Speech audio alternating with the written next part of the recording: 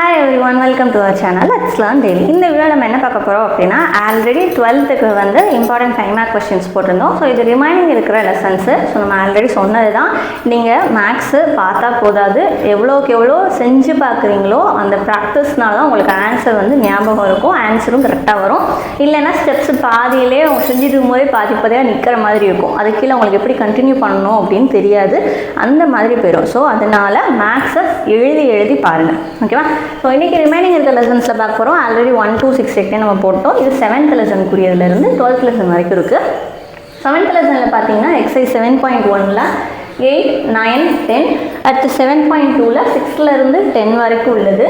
7.5ல் 12 மட்டும், 7.6ல் செகண்ட் சம்மில் 5th part மட்டும், 7.7ல் 1ல் 1ம் 3ம் அது போக தேர்ட் சம்மும், 7.8ல் 4லேருந்து 12 வரைக்கும், 7.9ல் 2ல் 1லேருந்து 4 இருக்குது. 1, 2, 3, 4 நாலுமேவும்.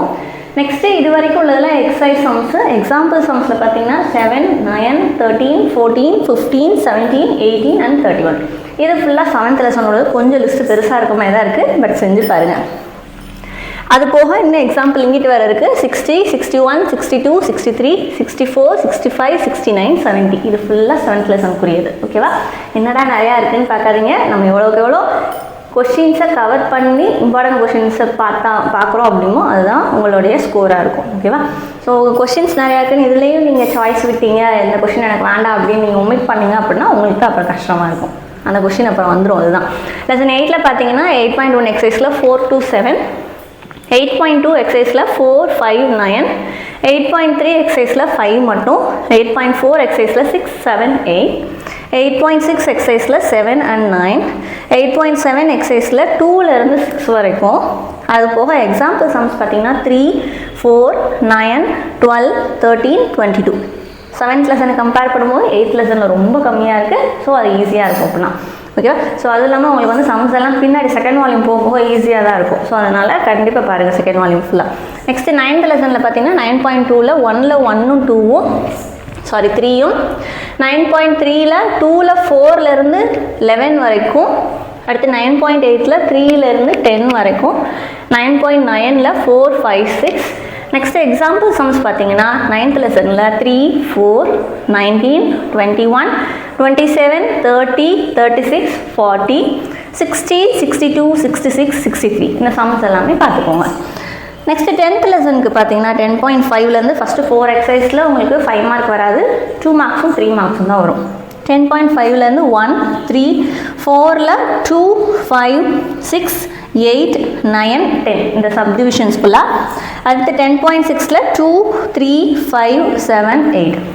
ஓகேவா? நெக்ஸ்ட்டு 10.7ல் 1லேருந்து 10 வரைக்கும், அது போக 11, 14, 15.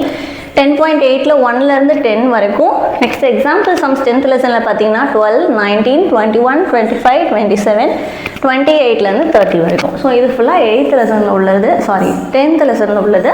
நெக்ஸ்ட்டு 11th லெசனுக்கு பார்த்தீங்க அப்படின்னா 11.1ல் 5, 11.2ல் 2லேருந்து 7 வரைக்கும், 11.3ல் 3லேருந்து 6 வரைக்கும், 11.4ல் 1ல் 1ம் 4ம் ப்ளஸ் 6th சம்மும் 7th சம்மும், 11.5ல் 2, 5, 6.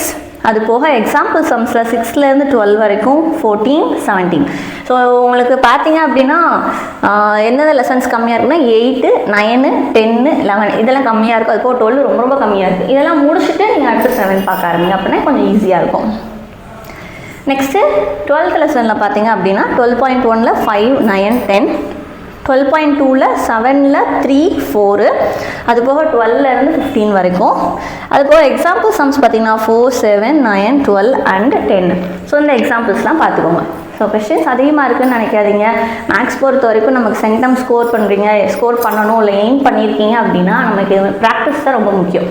ஸோ எல்லா கொஷின்ஸையும் கவர் பண்ணணும். ரொம்ப இம்பார்ட்டன்ட் கொஷின்ஸ் எல்லாத்தையும் நல்லா தரவு பண்ணியிருக்கணும். நீங்கள் சம் செய்ய ஆரம்பிக்கும் போதே இதுதான் ஆன்சர் அப்படின்ற கான்ஃபிடென்ஸோடு நீங்கள் அந்த சம் செய்ய ஆரம்பிக்கணும். அப்போ ஆன்சர் வராட்டி உங்களுக்கு இதுதான் வரும்ன்றது தெரியும். ஸோ எங்கே மிஸ்டேக் பண்ணியிருக்கீங்கன்றதை உங்களால் ஈஸியாக கண்டுபிடிக்க முடியும். ஸோ முடிஞ்ச அளவு எல்லா சம்ஸையும் செஞ்சு பாருங்கள். ஒரு சமம் மினிமம் ஒரு 2 to 3 டைம்ஸாக செஞ்சு பாருங்கள். என்னடா இது 3 டைம்ஸாக எப்படி எழுத முடியும் அப்படிலாம் யோசிக்காதீங்க. எவ்வளோக்கு எவ்வளோ செய்கிறீங்களோ அவ்வளோக்கு அவ்வளோ உங்களுக்கு வந்து அது யூஸ் ஆகும். ஓகே. ஸோ இதில் இருக்க மறக்காமல் இதில் இருக்க எல்லா சம்ஸையும் ஒரு தடவை செஞ்சு பார்த்துருங்க. தேங்க்யூ.